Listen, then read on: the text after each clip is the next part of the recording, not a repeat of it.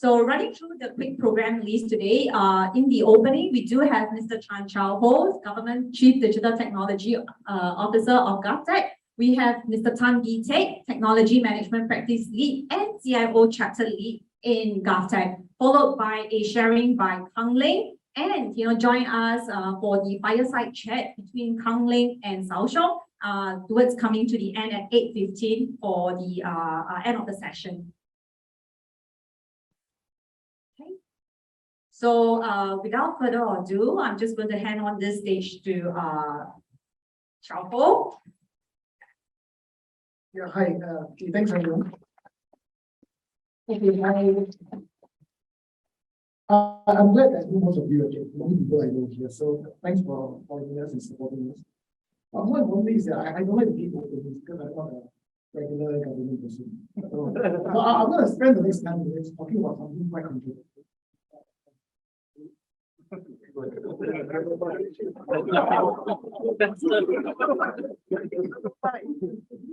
I think, okay.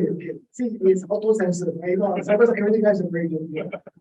Okay, I'm just going to spend 10 minutes or so talking about literally the role of the CIO going forward. It's a very challenging topic because now Vivek and myself discussed quite a bit about this before. I think the expectations of many of us have changed dramatically over time. And I just want to start with a very simple quote by someone many years ago, Professor Jaya Kumar, right? He wrote this book. It's called Be at the Table or Be on the Menu. But what does it mean, right? It's about existentialism. It's about, as a small country as Singapore, you need to punch above your weight to be at the table. If you're not on the table, other people are going to eat you up. Simple as that. As a CIO today, we almost face the same crisis. Why do I say that? Because all of a sudden, when I talk to many senior people, they keep asking me about, how do we digitalize? They are appointing a new CTO, a new CDO. CTO can be Chief Digital Officer, Chief Data Officer, whatever. So I ask him, I say, how come you never talk to the CIO? Right? Why are you talking to me? Why are you having a CTO? It's almost like having a second mistress and things like that, right?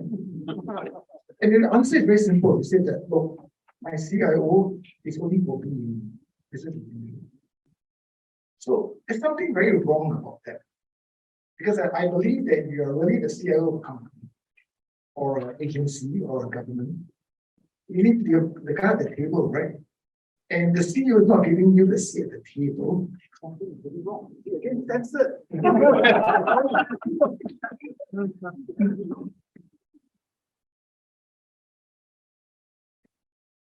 Yeah, but the cybersecurity guys are doing a lot of work here. Anyway, so why is that important? Because I think many of us need to really think about our role and to invent ourselves. And there's maybe 4 comments I have to make, right? The first comment is that I attended a conference a couple of years back. It was a CIO conference. And I talked to a lot of people. And then I found that many people there don't really talk about technology at all. It's an irony like that. It's a kind of contradiction in terms. You go to a CIO conference and no one talks about technology. Then one guy even came to me and said, oh, I'm a CIO, I'm a non-practicing technologist. So this is the danger.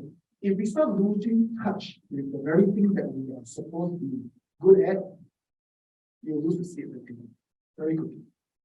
I'm not saying that all of us should be coding and doing all these things, but we need to understand technology enough to ask the right questions, make the right recommendation, and make the right decisions. If you can't do that, then essentially you're off the seat at the table. So that's the reason why we have this TEDx and everything to really try to engage people to really understand technology better and use technology in a better way. So that's the one comment. The second comment is that when I talk to a lot of people today, they say CIOs are stakeholder managers.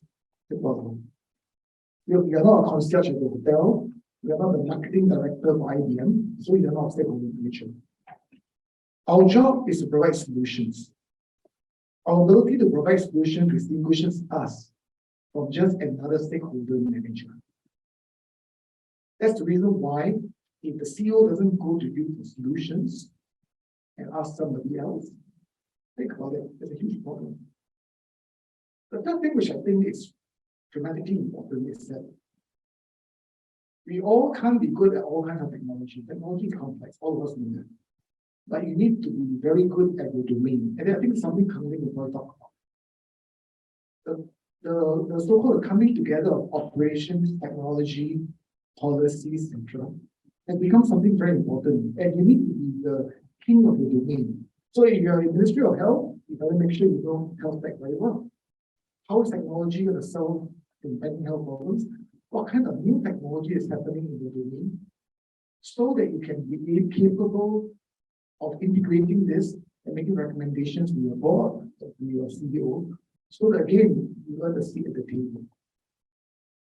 So I think that's really important because it's not just about, oh, I can manage a vendor. That's not the point. It's not good enough. You need to put all those three things together and then be able to relate to your board and to your senior managers so that people will start looking to you for the answers rather than anybody else. And the last thing I just want to mention is that at the end of the day,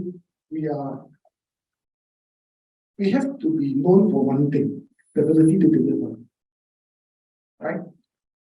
Outsourcing, co-sourcing, whatever you do is okay, but at the end, people have stopped believing that you need to blame the vendor. Blaming the vendor is not good enough anymore. As long as you're able to deliver and continue to deliver, again, you earn a seat at the table. But if every project you do fails, no matter how many vendors you blame, sooner or later you'll be on the team. That's the reality, right? So I just want to reflect these comments because I think we are in some ways facing a little bit of an existential crisis. And until and unless we are focused on some of these things that we're just trying to bring up for discussion, I don't have a solution. I think we'll miss the point of being a CIO. And I hope Khang Leng and Sheong will probably take this conversation with her. And so with that, let me just do one last page. That's where I'm asked to do something.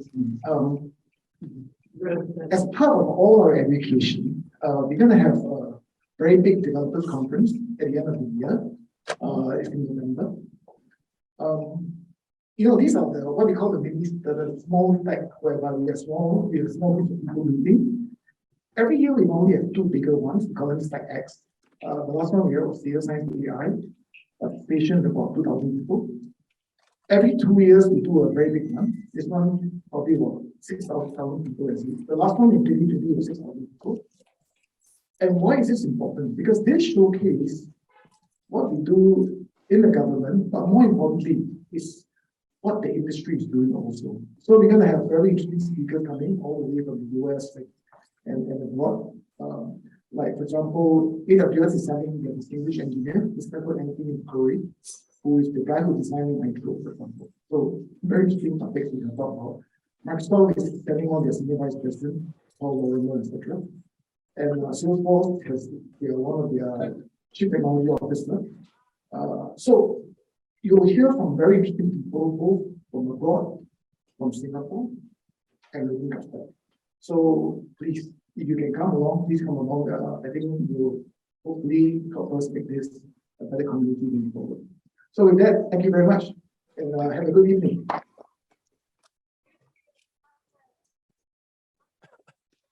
Thank you, Chao Ho. And I just want to make a quick note that we will be recording today's sessions and make available after in developer portal. So I know some of you might have some challenge, scanning the QR code earlier on. So refer back to the recording to scan the QR code or write to us. I'm happy to actually provide you the registration link.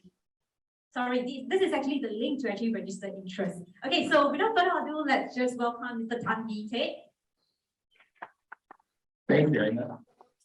Hi, welcome. Great to see all of you. I think I've seen a lot of familiar faces, and I also met a lot of new faces as well. So welcome aboard. And I'm also glad that actually, besides just meeting the CIOs, right, we also have technologies among us, and that's great for such a Stack X meetup, because exactly as Chao Ho says, right, we are all practicing technologists, right, and essentially the whole conversations that we have between the CIO leaders and the technologies that really makes what magic we can create for our agencies So I just want a quick introduction about myself. I'm actually the technology practice lead as well as the CIO chapter lead in GovTech.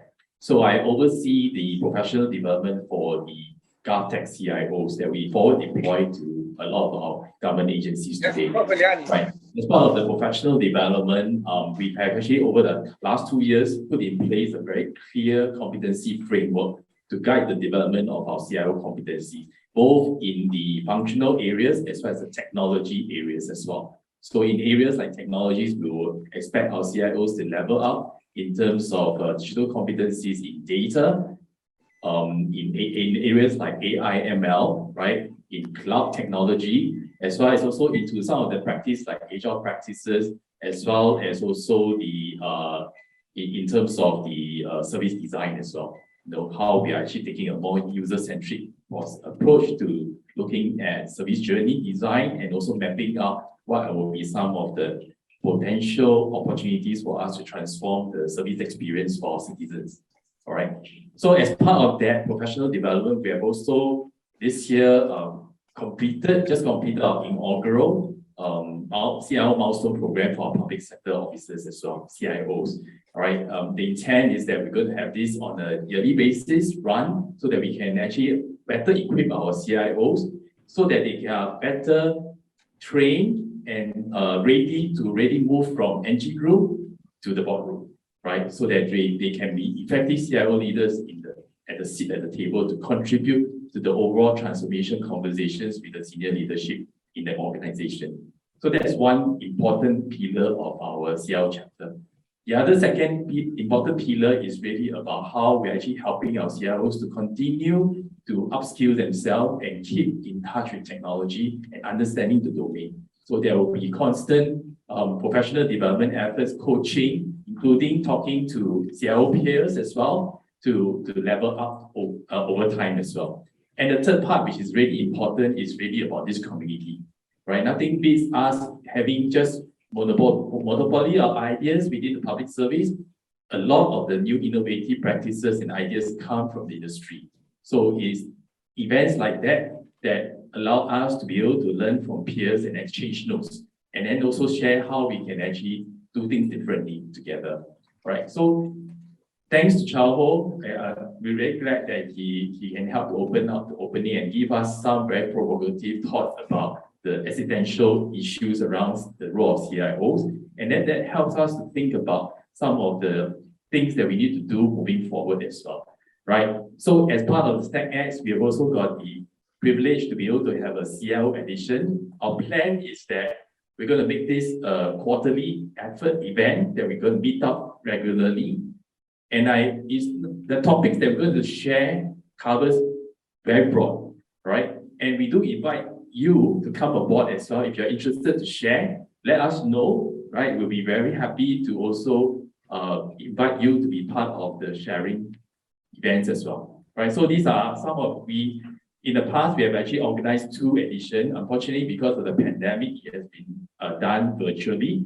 I'm glad that today we finally get to meet physically, right, in today's session, and we have Khang Leng as well as Sheong to share a bit more about this whole topic around OpsTech integration, right?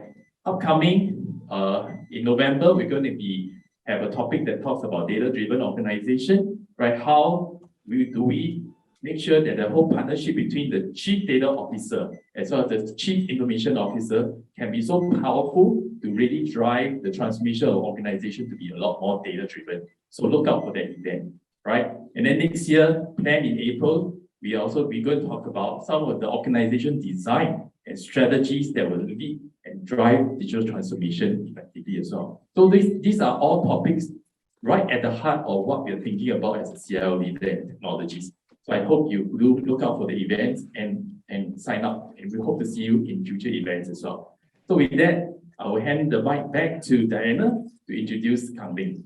Thank you. Thank you, BK. So do join our StackX community. The QR code can actually be found at the back of the room as well. So that is where we actually keep our community posted on the latest StackX meetups. So now I'm just going to hand this over to Khang Leng. Thank you.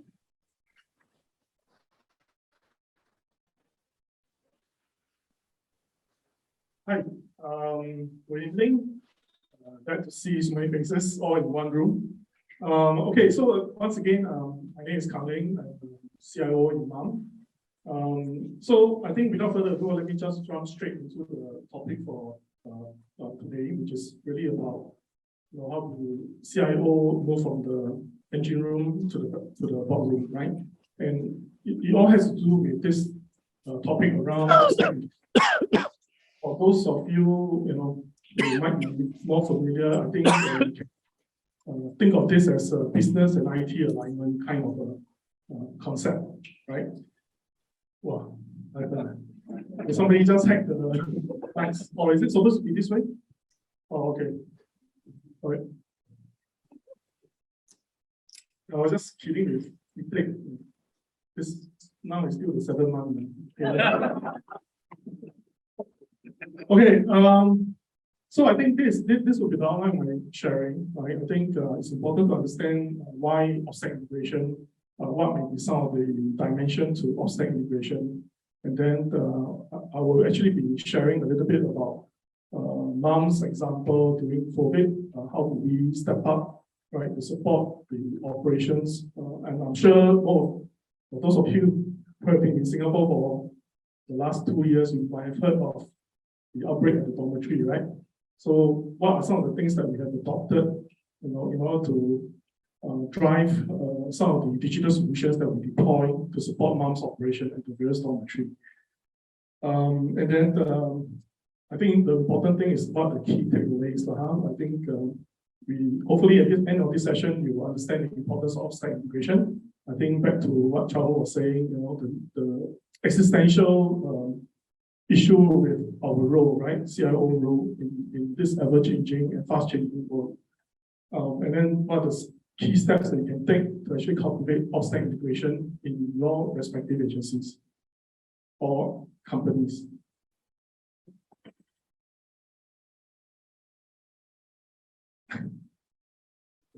Okay, so what exactly is offsite integration? So we put the big man up there. So as long as he give the definition, I don't have to talk too much. All right, so, but basically it really means that the tech has to be represented more in the upstream when we are still thinking through the conceptualization of the business or the operations. I think it's important that tech has a seat at the table to actually influence some of the decision, to influence some of the business decision or operational decisions right up front, rather than everybody talk already, right? Then at the end, tech go and do it. Then by the time you're like, why do I do something like that? But there's a better way to do it. Why are you doing this way? By then, I think it's a little bit too late, right? And I think many a times when that happens, it means that there's something wrong with the whole setup, there's something wrong with the relationship, right? So it's important. Okay, now the clicker is working. Sorry. Okay, so I think, but why is it so important, right? Other than the fact that there's existential risk to our CIO role, right? But I think you think about it, right? I think in today's context, especially after COVID, right?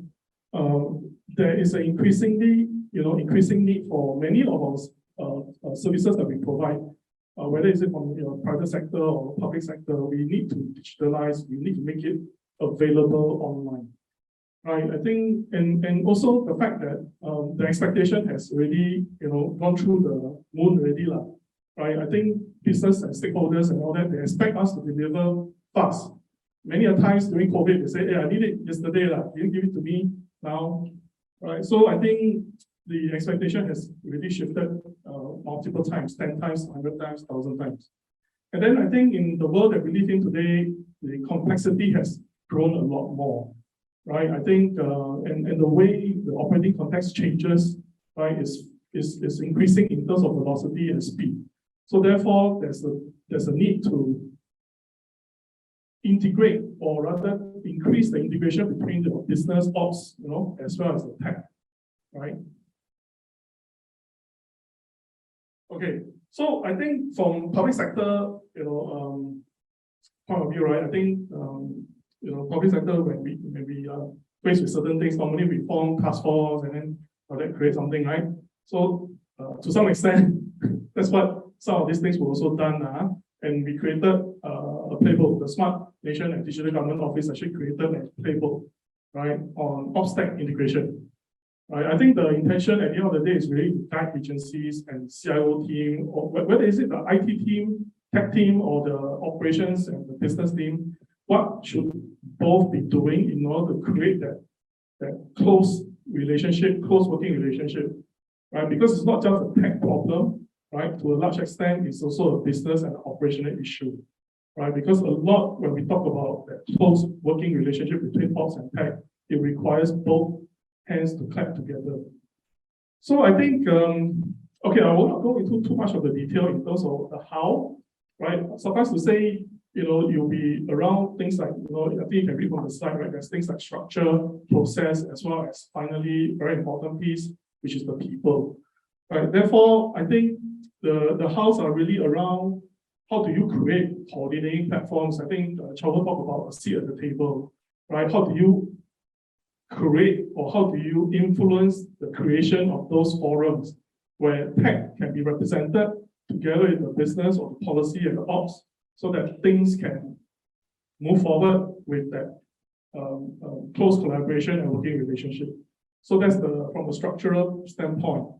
And then I think when you're creating delivery teams, right, you actually need to have both the ops or the business representation as well as the tech representation.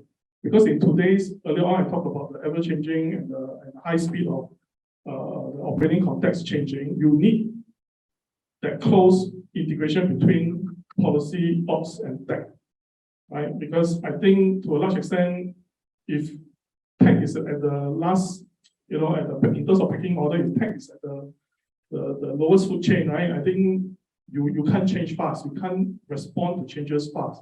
Tech has to be upstream, working closely together with policy and ops. So forming the integrated team is very, very important. And then I think you can see right there, right? You need to have a data-driven process. You need to have that adopting that service journey approach to problem solving, to identifying your problem statement, working out the user journey. So those are the key things that I think many of you are familiar with, right? So from a process standpoint, all those things needs both the ops and the tech to actually work closely together. I think last but not least, I think with this new way of working between the ops and the tech, you do need to think about how do you train up your people to equip them with the right competency and the right mindset to then go into that engagement, starting with the right footing from the onset. I think and all these are underpinned by agile methodology in terms of the delivery in order to create all the wonderful outcomes that we all want.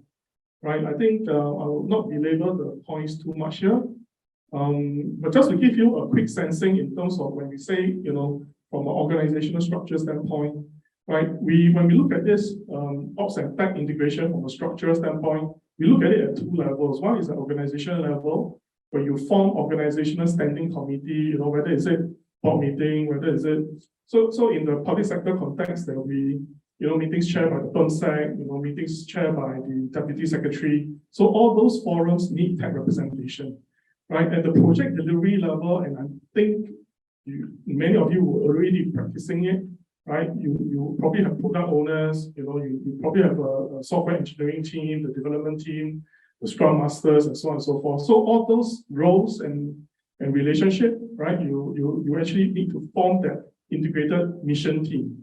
Right, there's multidisciplinary that can address all the challenges each time when you embark on an initiative and delivery team. Okay, so there will be a test after this, so please pay attention. Okay, I think this is just to give you an illustration. I think this is from our perspective, right? Our thinking around what are the key roles that you need to have when you drill into the delivery side of the house. I think the organizational level integration, outside integration, this should be quite straightforward. I don't need to belabor too much. But it is at the project delivery side, right, that we think these are some of the key roles that you need to have. I think right at the very top is actually the policy representation. So we need policy. I think in government context, we have policy officers. I think in the private sector, you probably have a strategic planning office or something like that, right? Or the CEO office, strat plan people, you need them to be right there to actually provide the necessary guidance to the operations team as well as the tech team, right? So I think on the left-hand side, right, we feel that it is important that project sponsor, which is the business or the outside of the house, needs to pair up with the tech side of the house. So there has to be an equal standing, equal influence, right, between the business, ops, and the tech. And then at the delivery side of the house, we need product owners, we need product managers, we need scrum masters, we need software engineers. And I think key in some of this work that needs to be done is actually what we call the digital business analysts or DBA in that sense. They are the key role that you need to have to actually glue all the different pieces together. So yeah, I think this is our thinking, right? When it comes to project delivery, these are some of the different roles that you need to have: multidisciplinary role, integrated mission team. And I think one other important key point is really about all of them has to be in agreement with exactly what mission, what are they trying to solve. So that is very important. And in this integrated team, there's no, I'm the business, so I make all the business decisions, you're the tech, you listen to me. No such thing, right? They are all in the same, in Singapore, we call it sampan, on the same boat. You need to pull your weight together to make sure that sampan don't become a submarine, right? Okay, again, I think don't be too frightened, right? I know it's a busy slide. This, if you look at it from left to right, is a typical project implementation or a life cycle, initiative life cycle, right? Starting from planning, conceptualization to development, right? Then after that, deployment, followed by operation maintenance, and then obviously at the end you still have to deal with compliance, governance, and all that, right? I think what we're trying to depict here is that when it comes to the type of work that needs to be done, jobs to be done, right? At every stage of the initiative itself, those highlighted in orange, needs to be done between the ops and the tech, right? And then if you can, if you use a zoom lens, zoom in, right, you can actually see on the bottom right, we actually have little boxes to depict who should be leading, who should be supporting, based on the previous roles that I shared earlier. So there are certain parts of the work that needs to be done, needs to be led by the business, supported by the tech, and supported by the policy officer. There are certain parts that needs to be led by the tech, supported by the business or the ops. Right, so I think this is our point of view. I think in different contexts, you may or may not need to follow this exactly, right? But I think the bottom line, what I'm trying to say here is that there are specific stages of the life cycle and specific jobs to be done during the delivery itself, that both the operation and the tech side of the house needs to work closely together to deliver the product. Okay, so when GovTech, when we look at it and we think through, right, we realize that we can equip all the tech people with all the necessary digital skills, right? Whether cloud, data, agile, and so on and so forth. But we realize, I think, as what Chao also mentioned, right, the domain is also key, right? And therefore, we are spending quite a fair bit of effort to deepen the domain knowledge for our officers. Okay, so this is the tech side that needs, I think the digital competency and the tech competency is something that is like bread and butter, right? You still have to do, but it's also important that you don't neglect the domain knowledge. Right, so therefore, from a GovTech point of view, we are spending time and effort to increase that quotient, that domain quotient. And then for the ops side of the house, remember I said earlier that because of this new way of working together, right, in the ops tech integrated manner, the business or the ops side of the house must also level up in terms of their skill set and their competency.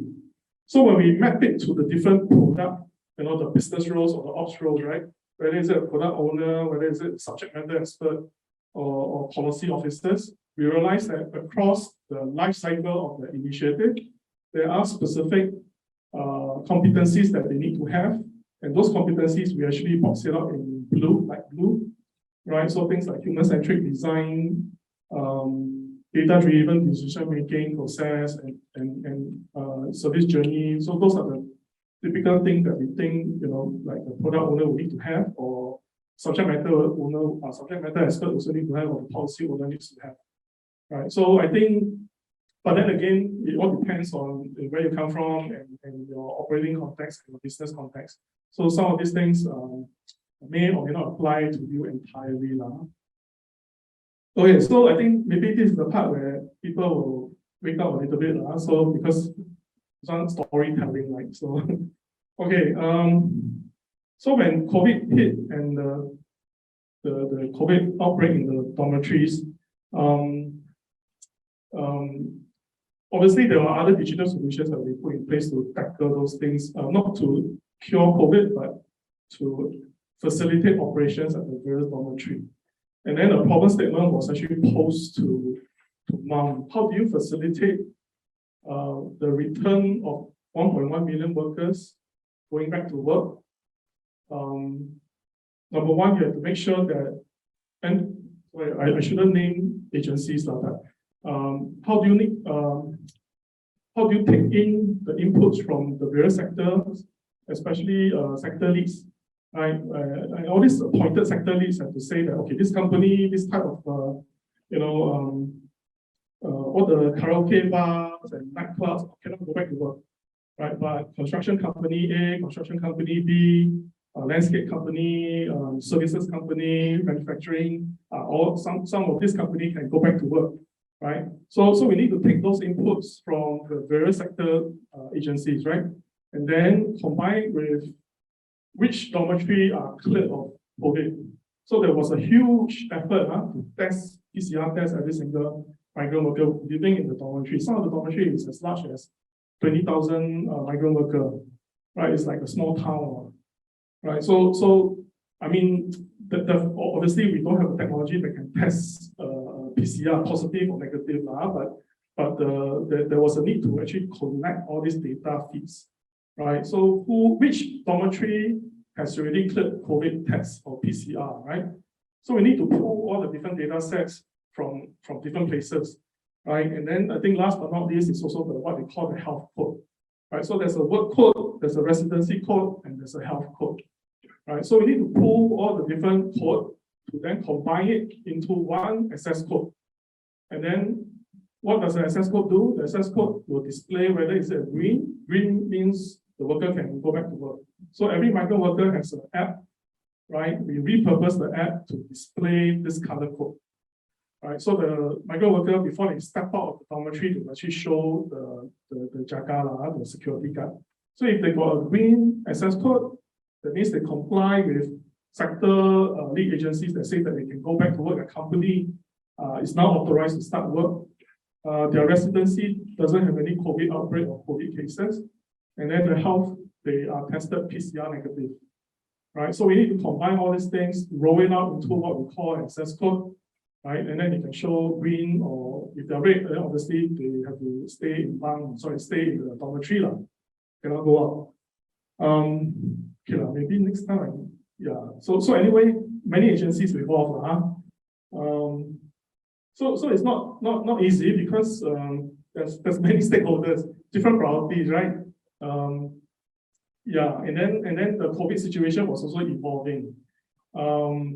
Yeah, it's like at the point in time, nobody know, should I quarantine you 14 days? Should I quarantine you 7? Or is it 21? Or is it 28? Or, yeah, so it's like changing requirements, right? The fluidity is like through the roof. Right? So how do you work with the business to make sure that you are right there and the solution is ready when you need it, right? So yeah, there's no template to follow, right? There's no, they don't have this TechX talk for me to follow, right? So and then there's large number of migrant workers, right? And if you read the news, you have heard that they activated the whole of the division headed by a general, and then you have police force there also helping to so-called manage all the various. I think we have about 1,000 dormitories, right? So they actually have police presence and SL presence in some of those larger dormitories. And then they were pulling workers out from the dormitory, right? So we need to track where they go, right? We need to know worker A been extracted because he was tested positive, right? Put into some government quarantine facility, right? So during initial days, they just extract, then where the guy go, nobody knows, you know. So then after that, you want to do contact tracing, right? Wow, very, very difficult. Right, so we were thinking use GPS, phone GPS, right? Then after that, we realized that GPS also not very accurate. Right, so anyway, later on we decided to use QR code when we make the micro workers scan. But that one is another story, because we wanted to use safe entry, you know, and then the data can only be used for certain purposes, right? So anyway, now created our own safe entry. Okay.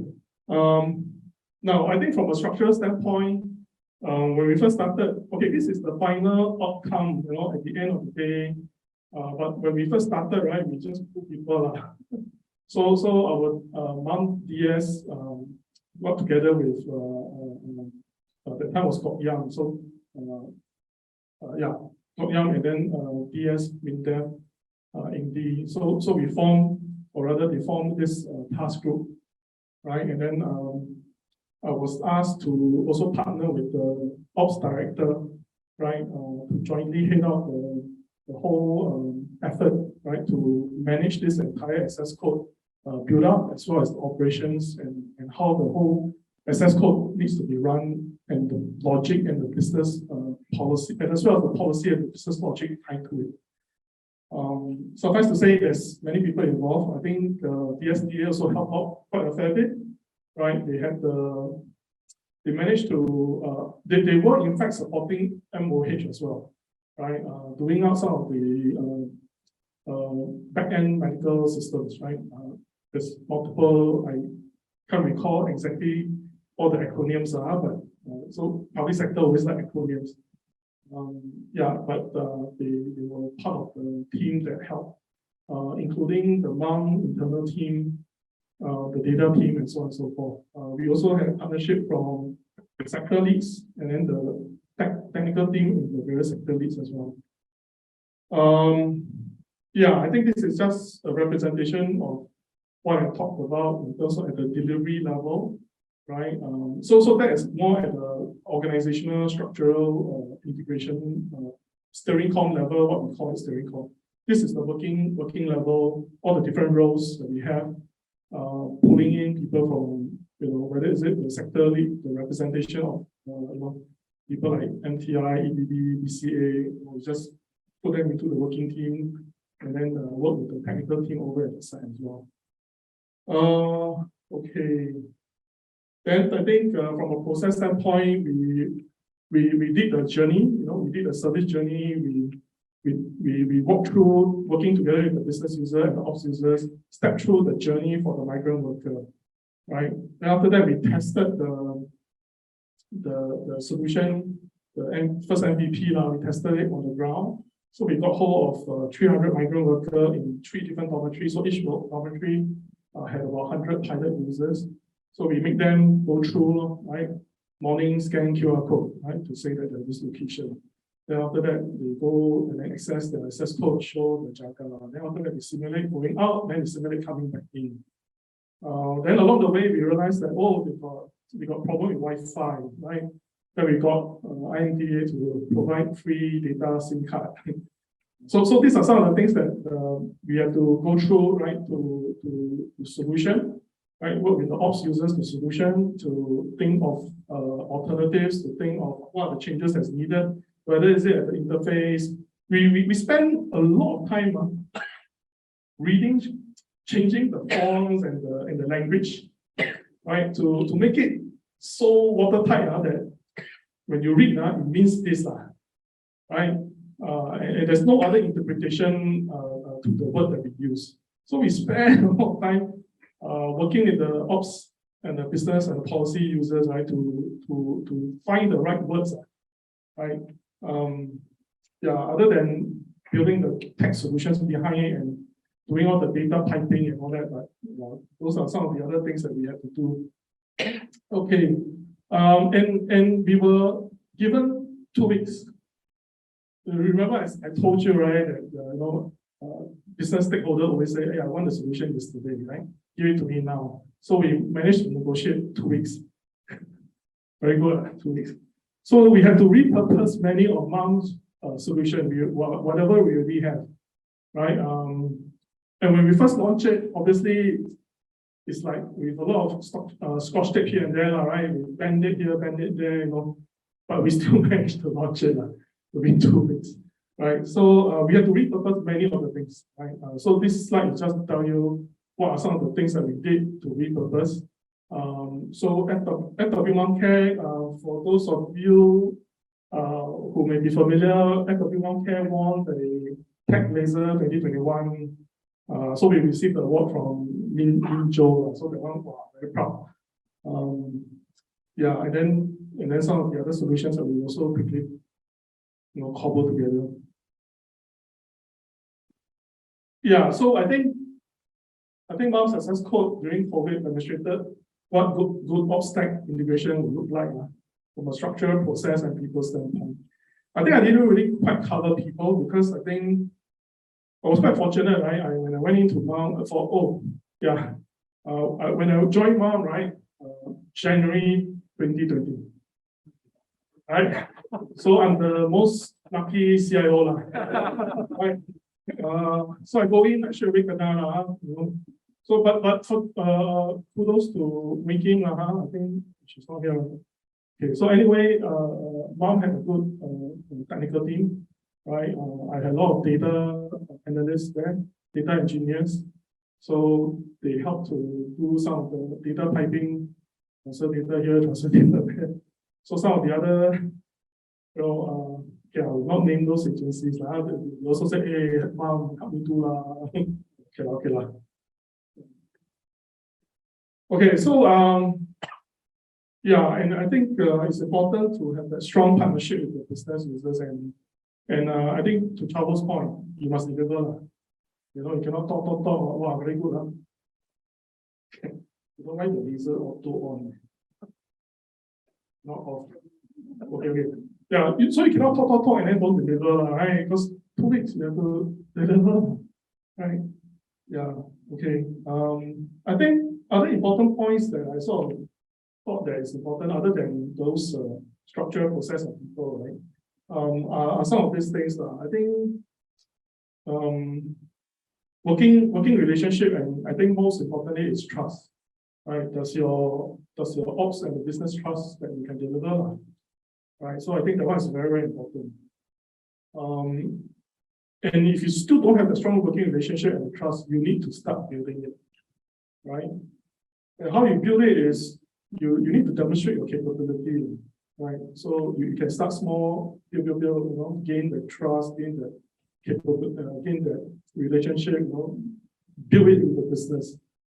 And then I think what's more important is don't second guess or assume that the ops knows what you're talking about, or same for both the ops or the business side of the house. You also don't assume that the tech people actually understand what you're actually saying. Right. So I think many times we have to clarify during the COVID, right? Then you got a lot of medical terms, I can't remember, doctor, what are you talking about? Also, you have to clarify many of these things, and then what exactly does it mean? And then how it translates to technical constraint, right? So you also need to understand, you need to be there to pick some of these things out and ask the right question. And similarly for tech, don't assume the ops people know all your technical jargon. They don't understand.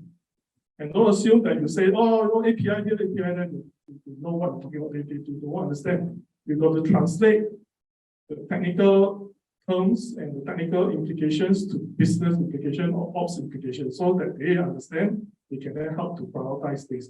Because many times we realize that, they want 20 over things, they're thinking that they stack a finger 20 over things in the product backlog, wow, automatically will be there, So we have to describe to the business, oh, this one how many story point, this one how many, this one how long will it take, how long will it take. Then after you lay out everything, then you look at it and say, okay, I want 1, 3, and 1 later. Right, so help them to understand and help them to prioritize. And then what we know is don't neglect all the downstream change management and calls.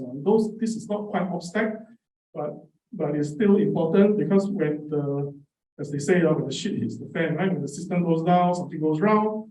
So also we look at the tech looks at the hey, your work, no, I think it's your work. Because every time when there's a problem, man, okay, not enough people here, right?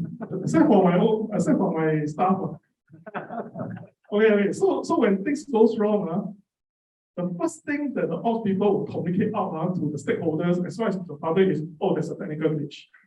I mean, it's like, why? Okay, sorry for using some of the colloquial terms, but so after a while, I have to go and correct them because it's not a technical glitch. First of all, you gave me a wrong requirement. Right, so, and then it's like, so to them, it's so easy, right? Technical glitch, IT go fix. It's like, so after a while, they go, them, that's why okay, yeah. So I think, yeah, so that's where you establish the relationship, you talk to them, you make them understand, actually, it's not a technical glitch, right? So after a while, the time was PS or back, also scolded, everything technical glitch. Can you explain a bit more? Don't just say technical glitch, right? Because technical glitch, he will look at me, right? So I was there and explain to him. After a while, he listened. Policy, right? Or ops. Keep and fix because some of these things, don't be bullied. Yeah, and then I think what's more important, and also don't neglect the need. It's not just ops and tech, right? Sometimes many in the world that we live in, sometimes there's a need for different communication, or rather, you need to tie up with the operations for maybe another agency or another business unit. And so many times they don't talk also, right? So ops integration is also important. Tech integration is also important. So what do I mean by tech? So because sometimes we can't do everything in-house, right? We also have to rely on partners. So that tech integration is important. The tech integration with other agency tech team is also important, right? Yeah. So I think these are some of the things that worth calling out, just in case you think that wow, everything offsite integrated means cool, but don't neglect the other side of the work, which is sometimes you need to cross business unit, sometimes you need to cross agencies to talk to the operation side, right? To streamline some of the things. Okay. Did I exit? No. Okay. so I think now is Fireside Chat. So I want to. Okay, so we are doing this Fireside Chat, keep your questions, flow to our speakers, and of course to our Zoom friends, right? Please also key in your questions via the Q&A panel, and we will actually float this through to our speakers. And we will be passing mics across, because this is a recorded session. We just need to make sure that we are audible. So thank you. Can we welcome Sheong as well? Yeah.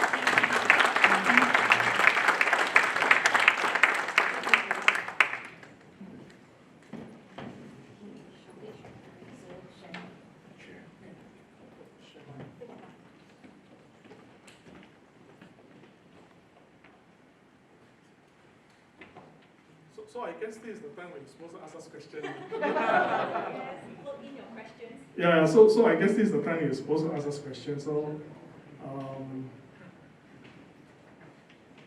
yeah. Or any questions from the people in Zoom? Oh yeah, I think.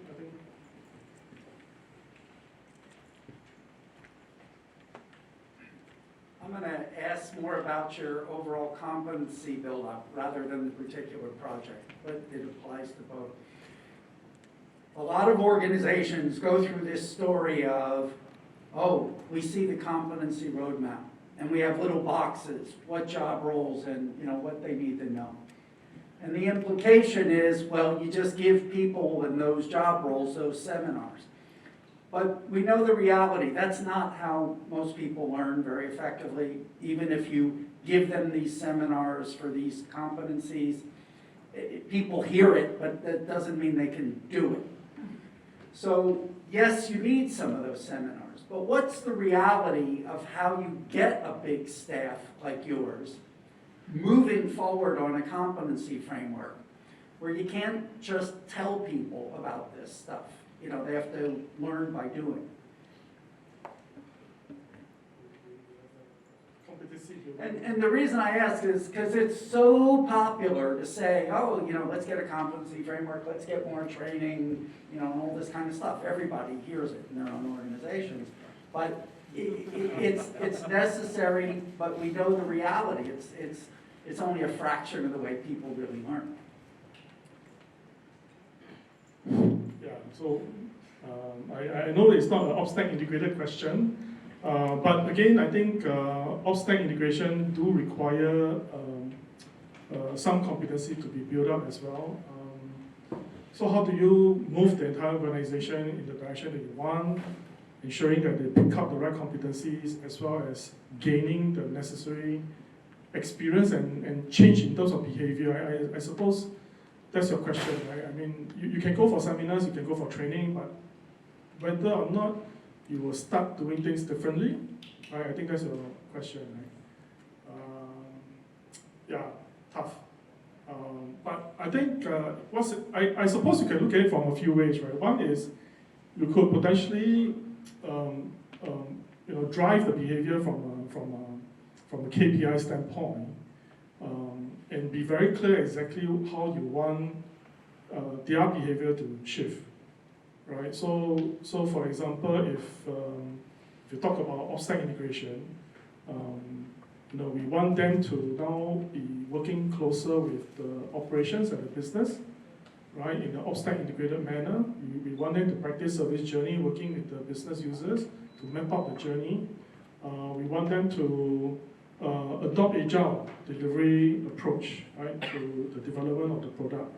I think you could potentially look at it from a point of view of putting in place certain measurable KPIs for them to, after they go for courses and all that, then, maybe at the end of the year, track their output and outcome and see whether or not there are specific measurable KPIs that do indicate that they have shifted in terms of their behavior and practice.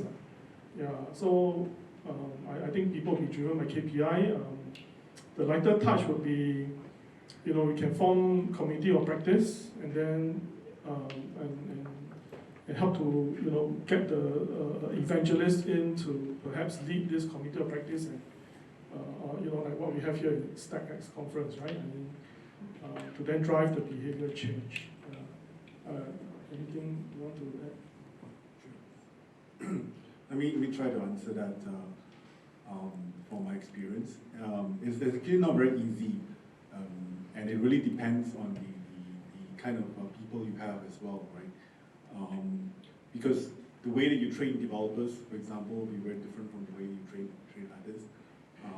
And in my experience, that in any organization, you wouldn't have just one type of person or one type of role.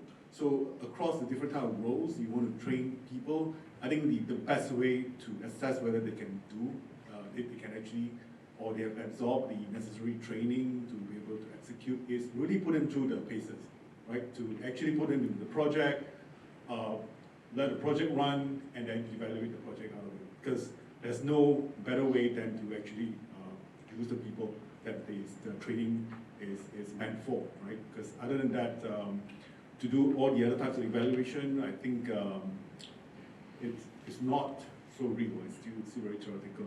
Because at the end of the day, you train people because you want them to deliver certain types of work. So by the delivery itself, you'll be able to evaluate whether they have gained those competencies. And if they have, great, then you can proceed to award them, reward them, whatever it is. If they haven't, then perhaps you have to change a different way of doing it. But all of these things are actually very much on a ground-up basis. I believe it's not really so much at a top-level policy setting kind of basis, because that sounds great at the top, but when it comes to execution, really they have to depend on the line manager to say, look, this person has been given this sort of training, has he been able to take it and deliver according to what was given, then we have to evaluate individuals and then proceed as per what you would, how you would actually run the organization. So that was really from my experience.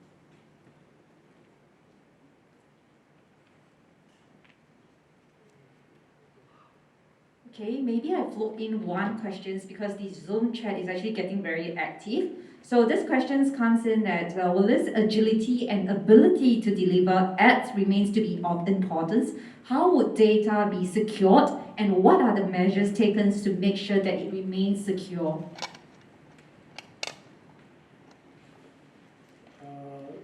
So the question is, maybe just to clarify the question, so is it in relation to the Mount COVID example, or is just general data protection? There is no mention of it, so I will take it as a general one. Maybe we need the security, data security people here.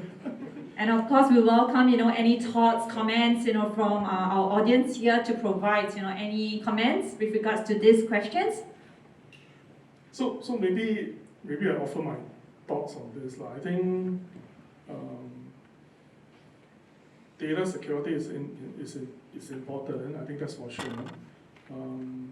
I think if I think back, especially the COVID example,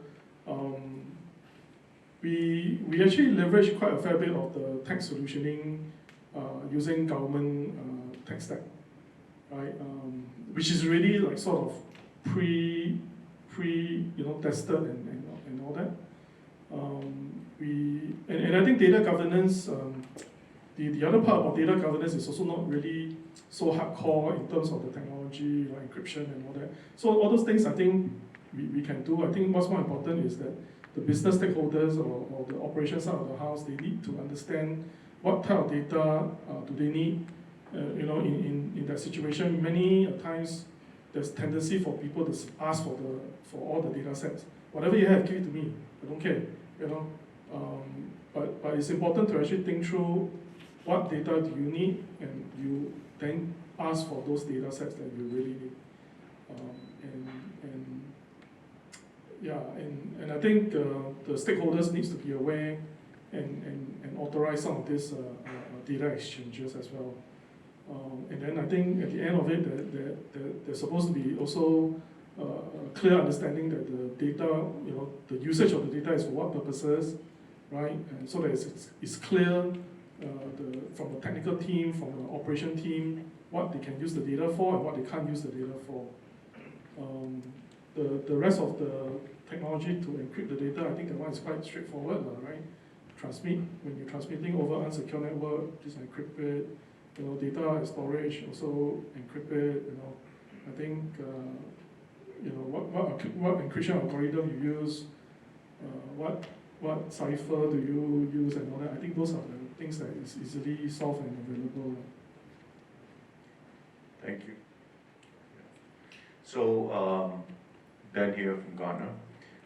I think you must be commended for sharing so frankly and openly to everyone. I think it's very brave and very helpful for a lot of people to learn, right? If you don't share, nobody will know and nobody will learn. Question is more lighthearted. How did you help change the taxonomy of the ops side when they refer to a technical glitch, a technical problem? How do you change their taxonomy to refer it in a more appropriate way?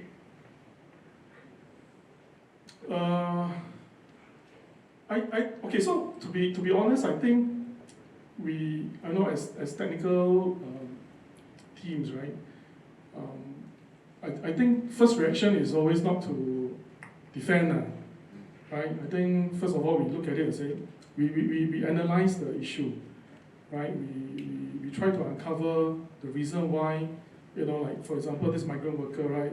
He passed everything, work code green, residency code green, health code green, then why is it still red? So we first of all, we take it upon ourselves to dive in and then to uncover the root cause, right? So once we get the root cause and we realize that the root cause is not because of a technical glitch or technical logic, we then surface it to the business and the ops to say and show it right in front of the, okay, not say right in front of your face, but to show them very clearly, that because of your policy that you wanted us to put in place, and when the data comes in this way, data comes in that way, and you merge everything together, the result is not green, because because over here, this is what you have said, right, that you want it this way. So we are showing to you what's happening at the back end within the IT system. So once it's clear, they will change the taxonomy. They can't argue with you, right? I mean, yeah, because what's there is there, it's clear. So like for example, the sector lead that covers that governs the construction sector, and then the other sector lead that covers all companies in Singapore. So the sector lead that covers all companies in Singapore say, okay, this services company can start work, and the services company, okay, I'm not sure whether it's here or not, but anyway. So when you register a company, you can actually put in your primary sector, right, as services, right? But then there's also a secondary sector that you can also add in. So apparently this services company, which is a landscaping company, so that's what they put, that's what they do. I'm services landscaping company, and then my secondary sector is construction, right? The sector lead that covers all company wants to say, yeah, services company can start work, right? Then the sector lead that covers construction say, okay, you must come through me, I say give you the okay green light, then you can come into construction site and start work, right? So one sector lead says can, one sector lead says cannot, and we take the logic that we cleared with the business is when you have such a conflict, stay as red, to err on the side of caution, right? So that's what we did lah. Yeah, then later on they start complaining, hey, why like that, and, it's like that, lor.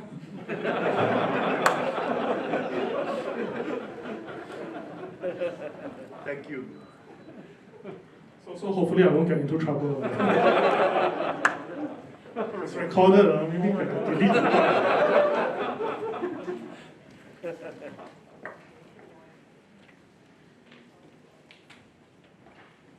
Hi, my name is Tracy. I'm from ST Engineering. Just referencing the use case that you shared around the MOM situation during COVID, I just had a question around, so when you bring the business people together and technology people together, right? Even though you do, say, service journey mapping, service blueprinting and stuff like that, there is a requirement. So not everybody who's a business user or an ops user is familiar with service journey in the first place, right? So as they walk through the steps in carrying out the work, there's actually a need for someone to be like a middleman to be able to translate those requirements into very, very clear process maps, right? That are the most efficient, most effective, and then be able to work with technology to make those happen in the simplest, most effective way. I was wondering, in your experience through that project, if you have any learnings around what are some best practices or takeaways from your process in which we could do it better in future. So earlier on, I was sharing in terms of the detailed roles for the specific delivery team, and I think I sort of call out that there's this particular role that is actually key when it comes to off-stack integration, and that's the business analyst, or what we call the digital business analyst role. So that role is key in bridging between business and tech. So that's the key role that you need to have, and that person needs to be well versed with service journey mapping, design thinking, and all that. What is fortunate for MUM is that doing something like that is not new, right? I think they started many of this transformation work back in 2014, 2015, right? So they even have a unit that is set up championing human-centric design, design thinking and all that. So doing it is actually second nature for one organization in that sense. So I mean, if you know, if today, right, if you don't have such capability, you know, start building it and then start getting the business side of the house or the ops side of the house to also go for some of these causes. What's good is actually, you know, if they can go together as an in-tech team, right?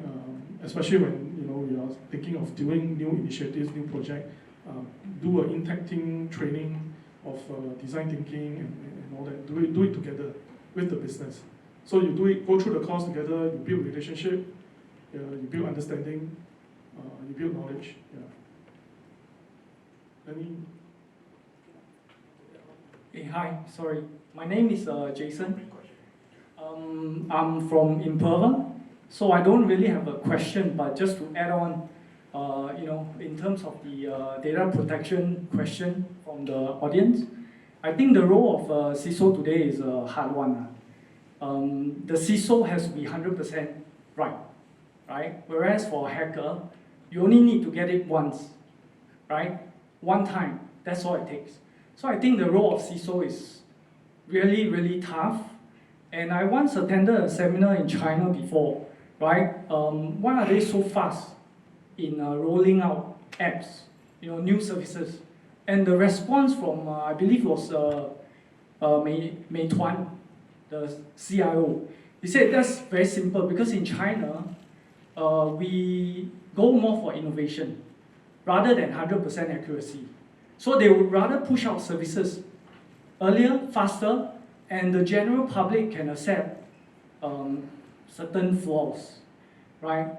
So I think it's a delicate balance between innovation, perfection, and you know, as IT practitioners, I think we need to be more forgiving if we want innovation. So I think that's how we can progress. You know, I think Singapore tends to be conservative. So as IT practitioners, we just need to realize and accept, and hopefully as CIOs yourself, be more forgiving when it comes to innovation. We are always very forgiving.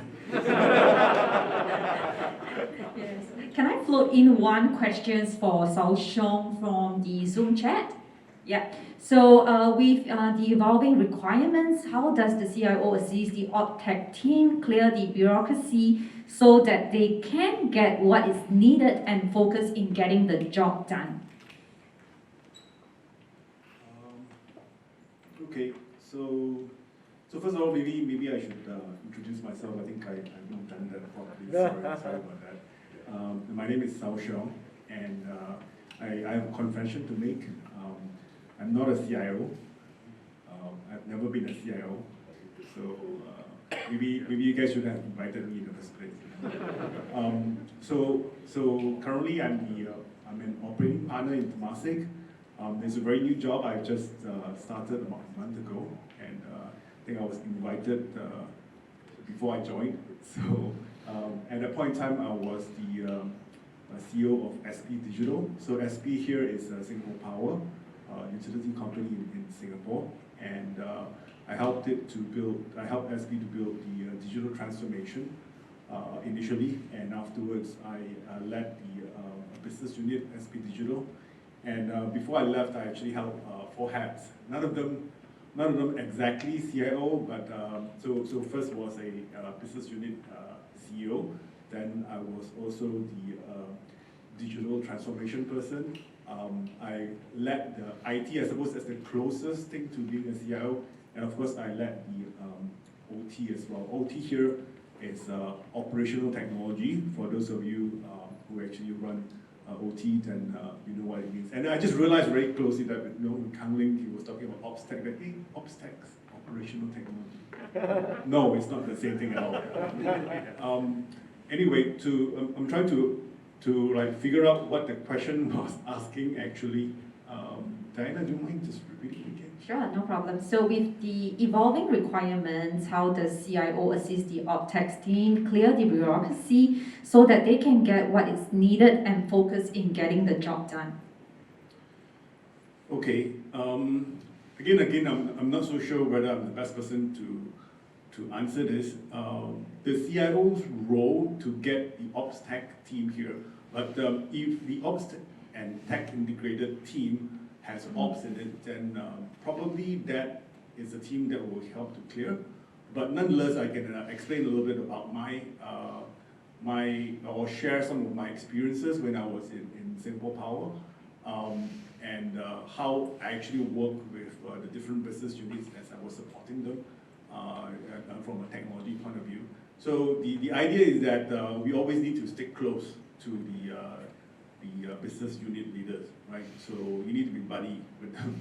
And if you talk to the boss, and then you are in agreement with the boss, going down is a lot easier, right? So that's what generally I would do. Yeah. So I would have a discussion directly with the business unit CEO and come to an agreement of what it is and what it is not, and then we'll go down together as a team, myself and business unit's CEO, and have that discussion with the next level to proceed. So that's for me the top-down approach, right? So and that was my role. But I believe that very often it doesn't really need to come to that level. Because when you come to that level, that means at the working level, there's always some level of issue already, right? So people are really not working. The best case is actually the working level. People need to already work with each other, and the best way of doing it is really, as what Khang Leng was saying in OpSec integration, you need to get people working on it together. So I must say, in my experience in Singapore Power, Ops Tech in that sense is not really an issue, because honestly speaking, whatever the utility needs to do on a day-to-day basis, from IT to OT, these two are intertwined. They are not separate at all. They cannot be separate because the operational people cannot do the work without technology at all, right? So imagine you are doing remote switching of an electric circuit. You cannot actually execute it without the technology, right? So that is actually intertwined. In fact, for OT, at one point in time, it is actually under the business unit. Later on, it was decided that it's better off together with the rest of the technology folks. So you can see and imagine the kind of tight integration between the teams. Yeah. So I would say that really has a multi-layered sort of answer to that question.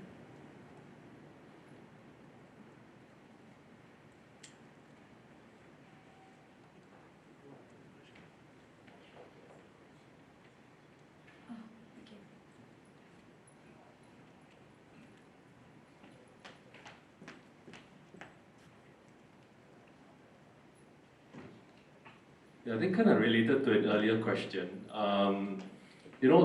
With technology and operations working together, what often happens is that there could be conflict of interest, right? Operations, they could be after functional requirements, tech could be after non-functional requirements and all that.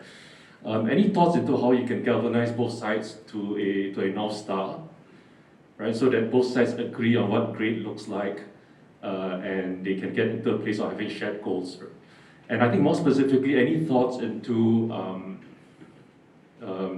whether you guys came up with KPIs or OKRs to really measure what great looks like between both sides?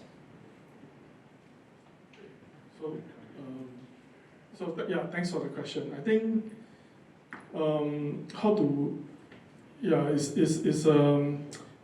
it doesn't come naturally for ops to want to work with tech very closely.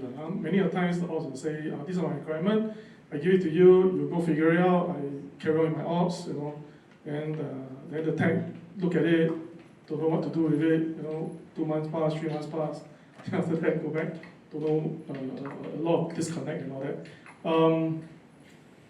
I think first of all, from a working relationship standpoint, there needs to be really a sense of partnership, right?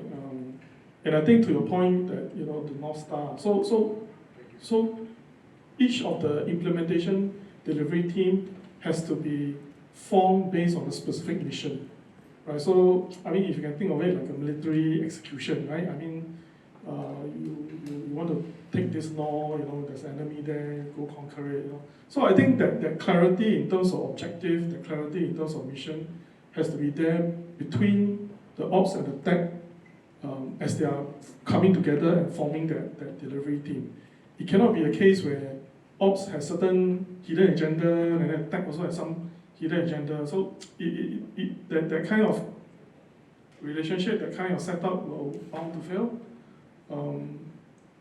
And I think, but I do agree that there's many, how should I put it, friction. I mean, when the business and the ops always want you to launch new feature set, can do this, can do that, so that it can help my ops to do, make it easier, right?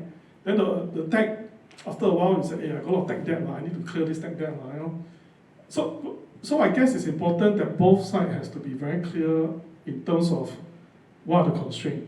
And you need this feature because you need to address a burning operational issue. So the tech can then appreciate that, okay, I think let's put our heads together, right? Go and solve it. But the tech also cannot just be led by the ops and then the tech that just grow and grow and grow, and then after a while the whole system just crash and burn. So the tech must also contribute and do their part, right? To call out the tech debts. And then the implication of not addressing those tech debts, right? Because many times the business was, if you go to them and say that, I got this tech debt, I need to put in HA here, put in HA there, I need to do data encryption here, data encryption there, they will be like, HA, what's that? Data encryption, encrypt law, what's the problem? But many of this work takes time and effort, right? And if you don't do, what's the implication to business? What's the implication to ops? I think those things need to come out. Many a times working with my folks, I got to kick them a bit, they know, got to kick them a bit because why? Because no fault of them, but each time when they put up certain proposal, it's always about technology. I always keep asking them, so what does it mean to the business? What does it mean to ops? You don't do, anything will go down, system will go down, data breach, what are we talking about? Yeah, you must do this so that we protect ourselves. Yeah, so okay, then put it very clearly so that the business and the ops understand. Because if not, you just go to them, I need HA here, HA there, encrypt here, encrypt there. Then you look at you like, cost so much. Many a times we get that, cost so much. Okay, don't do it, Yeah, but don't do, then you must highlight implication. There's always trade-offs, I guess. So I hope that helps. Yeah. Can I check something? Sorry. Hao Kiang from CPA Board. I'd like to echo Sheong's point about how we dissolve conflicts between the ops tech, and when the ops don't agree with the tech, then what happened was conflict resolutions. So I thought Sheong bring up a good point. That is how you, at the top down, at the leadership level, how to establish the trust, how the CIO able to communicate with the senior management, with the senior stakeholders, play a part. So I thought having CIO at the table that able to make strategic business decisions actually help to improve the ops tech efficiency or effectiveness. So my question to Khang Leng is, in MOM, of course I come from MOM, I'm asked the question on behalf of you. To improve the ops tech efficiency, does it matter that we post the tech people to ops, and also we get some tech savvy, a bit more tech savvy ops people to come to tech, or especially people who like to use the word technical glitch, then come and tech so you know glitch So how prevalent is the practice in MOM or the rest of the GovTech agencies? Yeah, thanks for the question. Okay, so to be honest, not enough. Right? I think we can definitely do more. I think you brought a good point. It's something that we are discussing with the business side and the ops side of the house. I think right now the whole of government, SNDGO, Smart Nation and Digital Government Office, they are looking into curating a set of training courses for the ops, right? So that the ops, whether it's a policy officer, whether it's a system owner, whether it's a SME, people that needs to work on the initiative, can at least have a basic understanding of technology, right? So that one is really in the works, based on my understanding after talking to SNDGO for some time already around ops-tech integration. So for technical side of the house, for them to gain domain knowledge, which I shared earlier on, GovTech has created what we call a domain DOK, domain book of knowledge. So we place special emphasis on some of the key sectors as well, where we document down some of the business operation, what are they doing, and so on and so forth, right? But I do agree that we can do better in that area. So for MAM, I think I had the opportunity to actually attach for half a day at the call center, right, to listen in to what the call center agents are feeling, and then what do they have to do to navigate through the various applications, so that I get a sense and I get a feel, some of the technology that we roll out, how is it impacting the public, because of the calls coming in, as well as how is it impacting our call center agents. We are trying to extend that attachment, so-called half a day attachment program to more technical people under my team, right? And then I think in the past, I think it didn't help that COVID happens, but anyway, in the past what I understand is that as a CIO, right, I also will get to go down for partner with the business to go down for enforcement actions. So go down to Geylang or go to Little India, to do some of this enforcement, to see the enforcement officers in action, and then what are the tools that they're using, right, to help them. So I don't think they have restarted the whole attachment, and I think they only limit down to up to my level or down to my level. Below me, they are not doing quite a lot of work around there. So that's an area that we can definitely look into. But I agree that it is important for the tech side of the house to understand the operations. Right? I think that one is very key, so that you can feel the tools that we deliver to them, exactly how is it impacting them, right? Click, touch, cannot work, then you start scolding, and you're there to listen. Yeah, I think that's where you get direct feedback. So that's very important.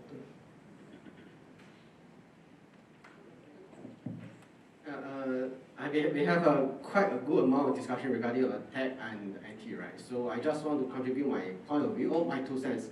By the way, I'm JZ from DotWorks. I think we have experienced a lot of this kind of situation in the way as how we align the tech and business. I mean, there's always conflict in the way as, business wants something which tech have difficulty to deliver. In my point of view, basically, when the conflict happens is when the better way for we experience in the way as we align before we kick-started everything. In Mandarin, sometimes we call it 先小而后君子. In the way as we have a trade-off bar in the way. So okay, for this objective product itself, right? Whether timeline is something we can trade off, or the security is something we can trade off, experiences, or whatever, right? So this will be the guiding principle between the IT and business. And whenever there is a conflict, we look back into the guiding principle in the way as, whether based on our work, I initially agree, right? So whether this is something we should go this direction or left or right in the way. So this is typically what I experiences. So we just want to contribute to this discussion. Thank you. Yeah, so I think I have 2 questions, just going to be greedy here, right? So, from your sharing, I'm hypothesizing that you were able to, move at such agility because you have in-house teams of stable teams of developers. So I think the question is how important is it to have in-house developers to achieve the outcomes that you've described? And question number 2 is, how do you measure and quantify your tech debt budget? The second one a bit tough. Okay. So first thing first, I do have in-house development team. During COVID, I couldn't mobilize all of them. I can only mobilize some. In fact, only like 2 to 3 out of 100. Because business felt that the ongoing system that they were doing also required the in-house team to make the required policy changes, right? So I leverage on some of my in-house team, and I also leverage on my outsourced team, right, to actually deliver some of the things that I talked about. So it's important. I think the short answer is that having that in-house development capability is invaluable to our ability to respond quickly. With an outsourced team, you have to some extent, buy the person coffee and maybe sometimes more coffee, and and you may not still get what you want, and they'll charge you accordingly, right? You want them to work 24/7, they will charge you accordingly, So I think, but during that time, we had to use whatever resources that we have, right, in order to deliver what we needed to do. Yeah, but then I think over time we managed to pull in more resources, right, in-house as well as outsource, because by telling people, hey, I got this pool of money, you want, come. Vendors will willingly also turn up at your door, right? So I think it's important to use whatever resource channels that you can lay your hands on in order to deliver quickly. Tech debt, quantifying tech debt value. Tech debt budget. Tech debt budget. Usually we use the same pool of budget, whether is it tech debt or whether is it a feature release, right, or feature development work.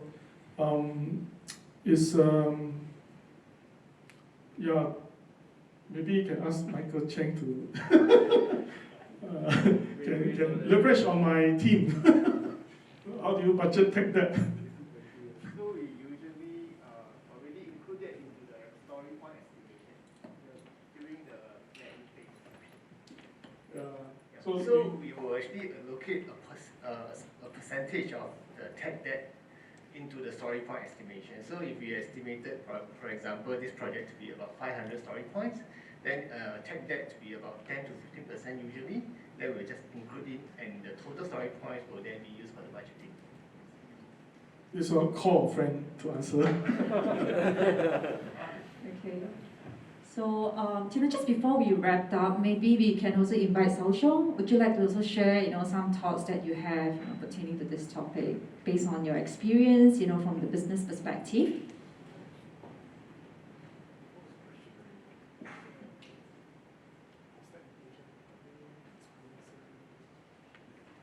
Yeah, so, yes, thanks. Share my experiences in OpStack. I know this is a question that seems to be, some kind of face-off between the business folks and the tech folks. It doesn't need to be so, by the way, and my experience is actually not so much of that. For a couple of reasons, right? So as I mentioned, I actually wear a number of hats.